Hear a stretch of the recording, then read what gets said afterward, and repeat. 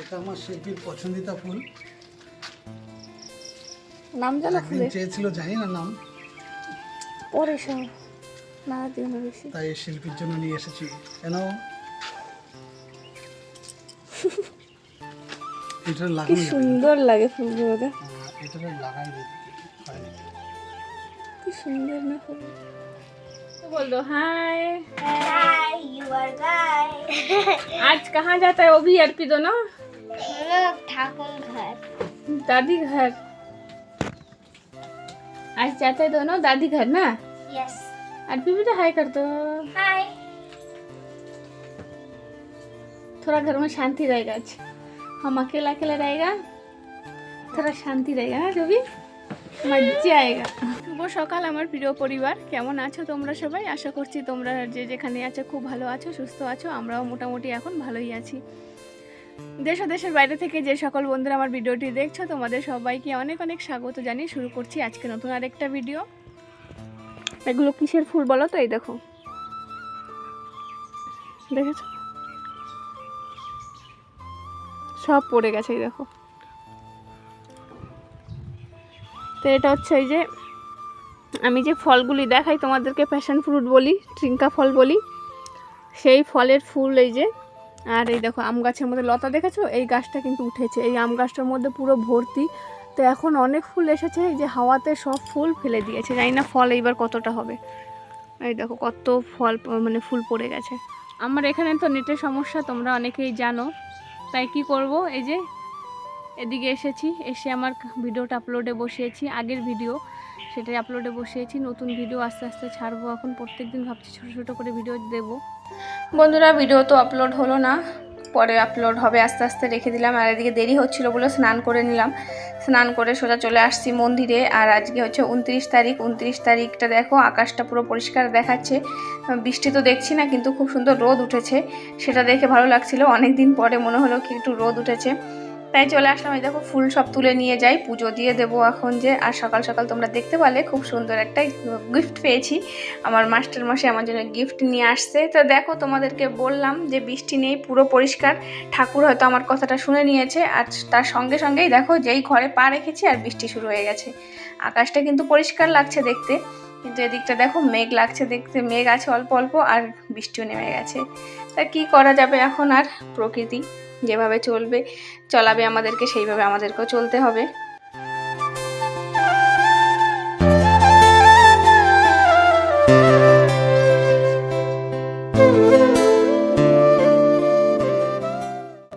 তো দেখতেই পাচ্ছ, এই দেখো পুজো দেওয়া আমার কমপ্লিট হয়ে গেছে। তো এখন যাব বাইরের কাজে, রান্না বান্না সব বাকি আছে।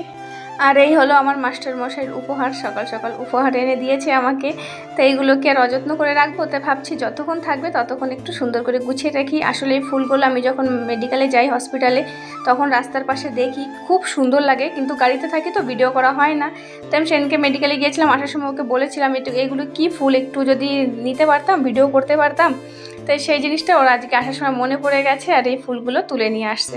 দেখতে কিন্তু খুব সুন্দর, কোনো গন্ধ নেই ওতে। আর এই যে কিছু কাপড় চোপড় আমি এখন ধুয়ে নেব, তারপরে রান্না বান্না তো বাকি আছে, রান্নাগুলো করব। তো ভাবছি আগে এগুলো করে নিই, তারপরে। আর আজকে তো বাড়িঘর শান্ত, ছেলে মেয়ে দুজনেই চলে গেছে ওর ঠাকুমার ওখানে। অনেক দিন দিয়েই মা বলছিল যে ওদেরকে পাঠিয়ে দিও, তো বৃষ্টি হাওয়া তুফানের জন্য ওদেরকে পাঠানো হয়েছিল না। তাই আজকে বললাম ওর বাবাকে যে একটু নিয়ে যাও, ওদেরকেও ওর ঠাকুমার বাড়িতে একটা দিন ঘুরে আসুক।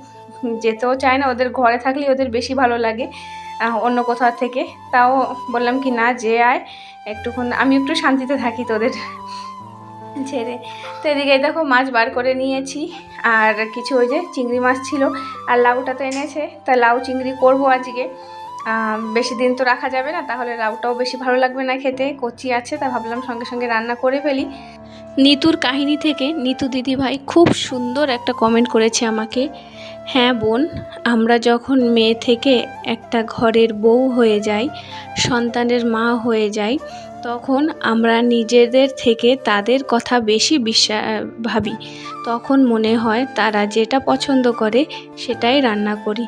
আর স্বামী সন্তানের পছন্দটাই কখন যে নিজের পছন্দ হয়ে যায় বুঝতেই পারি না। এমনি এরই নাম সংসার।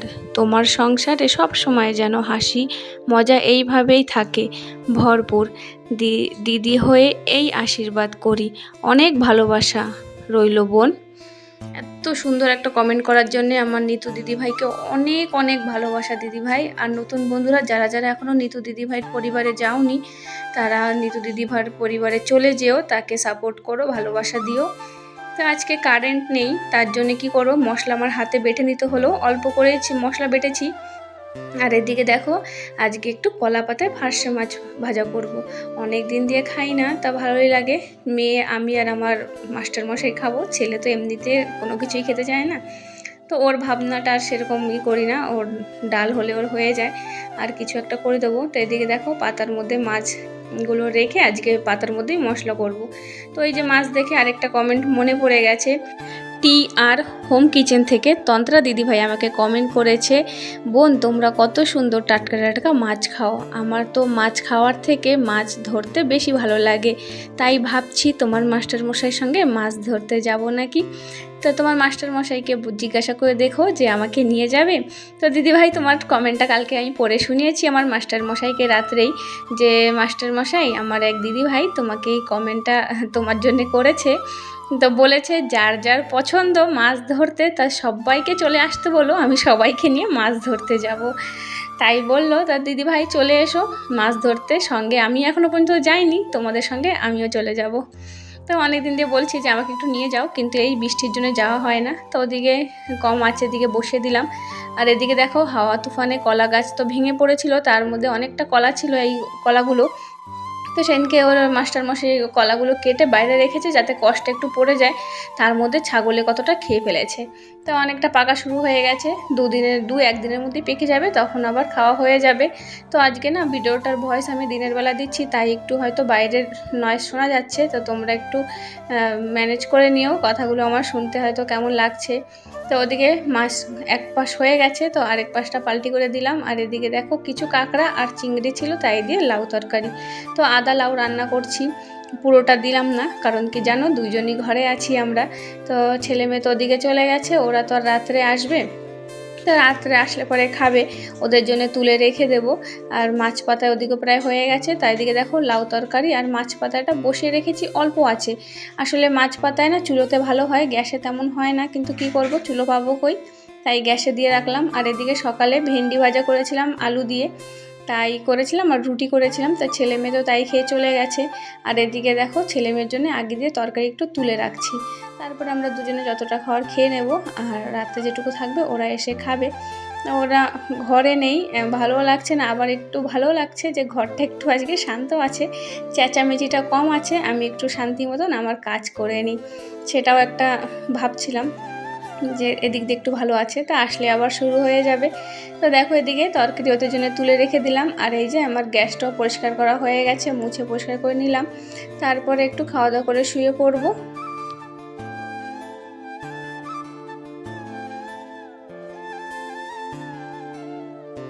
আর এই যে ছেলে মেয়েকে নিয়ে চলে আসছে ওর বাবা, প্রায় এখন রাত বেজে গেছে 8টা বাজে। তো 7:30টার দিক দিয়ে ওদের দুজনকে নিয়ে চলে আসলো, আর এসেই দেখো কি শুরু হয়েছে। সকাল থেকে শান্তিতে ছিলাম, অশান্তি এসে গেছে, এইবার বোঝা মজা। তো দেখলে কি অবস্থা। তো ওদিকে হচ্ছে কি ওর ঠাকুমা রান্না করেছিল রাত্রে, তা বৃষ্টির জন্য ওর মাস্টারমশাই রাত্রে নিয়ে আসলো, ওর বাবা যে না বৃষ্টিও আসলে পরে ওদেরকে নিয়ে যেতে পারবো না, ভিজে যাবে। তো শাশুড়ি মা আবার ভাত পাঠিয়ে দিয়েছে, ওদিকে দেখলে মাছ ভাজা আছে, আর কত ভাত পাঠিয়ে দিয়েছে, এদিকে কিন্তু আমার রান্না করা আছে।